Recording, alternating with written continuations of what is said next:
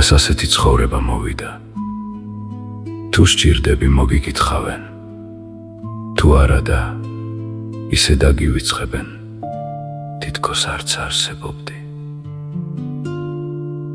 ადამიანების უმეტესობას მხოლოდ მაშინ ახსენდები, როცა შენგან რამე სჭირდებათ შენი დანახვა კი არ უხარიათ, არამედ იმ სარგებლის, რაც მათთვის მოგაქვს.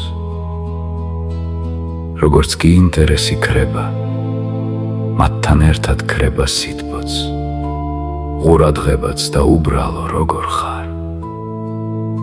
გულდა საწყვეტია, მაგრამ ფაქტია, დღეს ურთიერთობებს ხშირად მხოლოდ საჭიროება და ინტერესი მართავს.